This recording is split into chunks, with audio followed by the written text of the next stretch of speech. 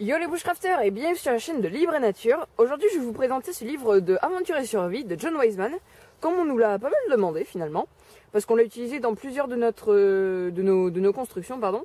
Donc notamment il y avait le piège, des pièges, des petites constructions donc de bancs, etc. Donc voilà, on va un petit peu l'analyser. Prenez une feuille et un stylo, je dicte. Donc John Wiseman est un ancien militaire, donc c'était un commando, donc il était chef d'un commando dans l'armée. Quand il a pris sa retraite, il a décidé de rédiger ce livre, donc de 500, un peu plus de 500 pages, donc très complet, je l'ai beaucoup, vraiment très apprécié. Donc il y a un petit avant-propos qui fait quelques pages, donc une demi-douzaine de pages à peu près.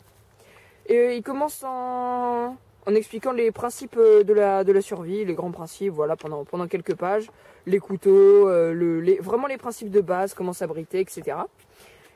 Ensuite, donc au niveau du sommaire,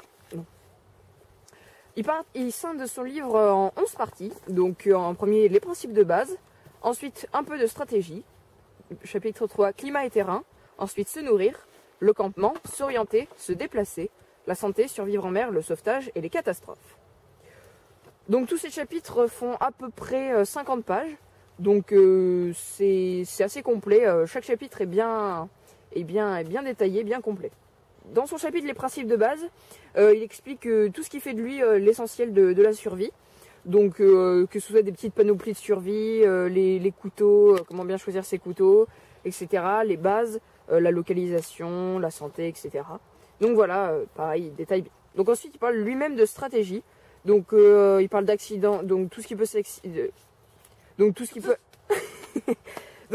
ce qui peut se passer d'inattendu, par exemple notamment des accidents de voiture, accidents d'avion, tout ce qui peut vraiment nous arriver, pas dans le cadre forcément de la survie telle qu'on l'imagine, mais vraiment dans l'urbain. Ensuite il nous parle du climat et du terrain, donc par exemple comment faire du rappel, la nourriture, l'eau en fonction des terrains sur lesquels on se place, etc. Ensuite, il nous parle de comment se nourrir. Donc, par exemple, ici, il nous apprend à identifier les différentes empreintes des animaux avec des photos illustrées. Donc, avec une petite description des animaux en dessous. Les pièges pouvant servir à les capturer. Et parfois, quelques indices pour les pister. Et quelques pages aussi qui sont consacrées à la reconnaissance des plantes. Donc, voilà, ici, avec le modèle, des chiffres pour bien détailler. Et une petite description. Donc voilà, c'est pour savoir si c'est comestible ou non, etc. Différents arbres également, des champignons, très important. Ensuite, dans les se nourrir, on a les pièges, donc notamment ici celui qu'on a fait en vidéo. Voilà, vraiment une grande quantité de pièges, il y en a pour tous les goûts. Ensuite, il parle de chasse, donc les armes comme les arcs, les lance-pierres, etc.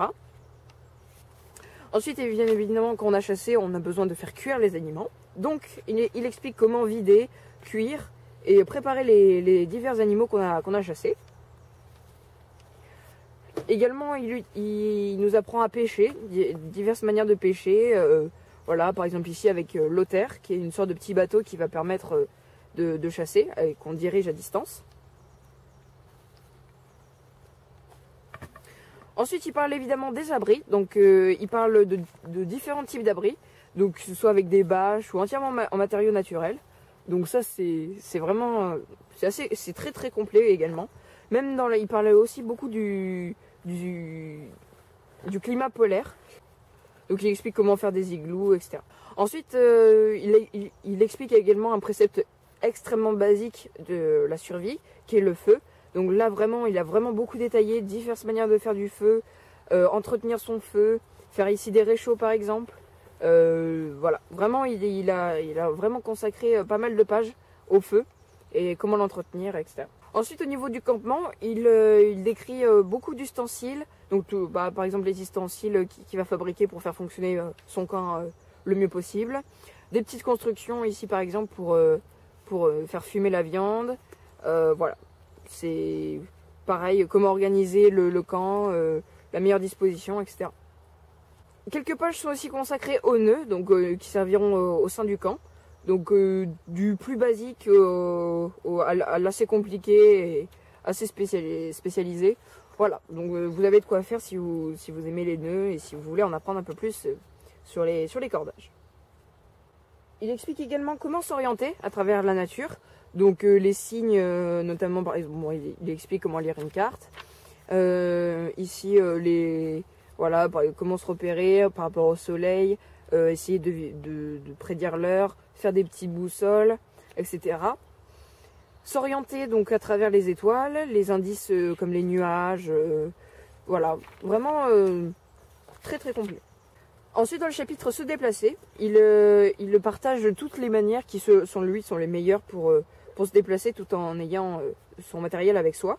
Par exemple ici, des armatures de sac à dos, des petites besaces, voilà, tout ce qui fait se déplacer, donc l'itinéraire, comment se déplacer dans la jungle, avec les cours d'eau, les radeaux, etc. Donc voilà, bien se mouvoir dans la nature en survie. Ensuite, dans le chapitre des premiers secours, il parlera d'abord des fonctions vitales, comme les principes de base, s'éloigner du danger, quand il y a une perte de connaissance, que faire. Voilà, tous les mouvements, si vous êtes seul ou accompagné, ce qu'il faut faire pour sauver des vies. Donc voilà, ça peut vraiment servir, même si vous n'êtes pas forcément attiré par la survie, c'est voilà, des premiers secours, vous pouvez toujours les apprendre, ça peut toujours vraiment servir. Donc vraiment la santé est vraiment... Il insiste vraiment beaucoup sur la santé dans ce livre, où il consacre vraiment un grand chapitre à ça. Donc vraiment, là je pense que c'est un des chapitres les plus complets, où il parle de toutes les maladies, tous les symptômes, vous saurez les guérir avec le livre. Bien sûr, il consacre aussi quelques pages à la médecine naturelle, aux remèdes naturels, notamment à des infusions, des plantes médicinales, voilà. Les animaux dangereux également, les serpents, voilà, plein de serpents venimeux, tous les animaux qui peuvent être dangereux et nuire à votre santé. Également un chapitre sur une situation de survie extrêmement complexe, je pense la pire, c'est survivre en mer.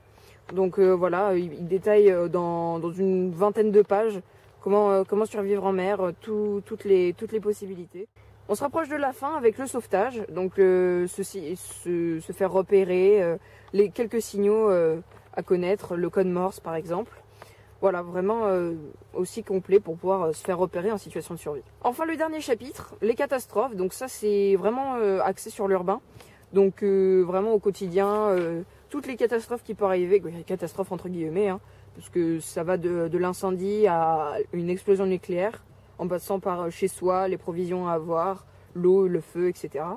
Donc voilà, le dernier chapitre aussi est assez intéressant et à prendre vraiment pas à la légère. Donc voilà, c'est vraiment un très bon livre que j'ai lu en entier et très plaisant à lire.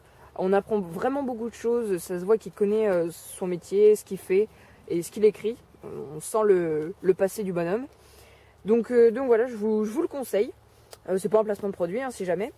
Mais vraiment voilà, c'est vraiment conseillé et je pense qu'on s'en servira même pour d'autres constructions à venir. En attendant, à la prochaine et surtout n'oubliez pas, restez libre et nature!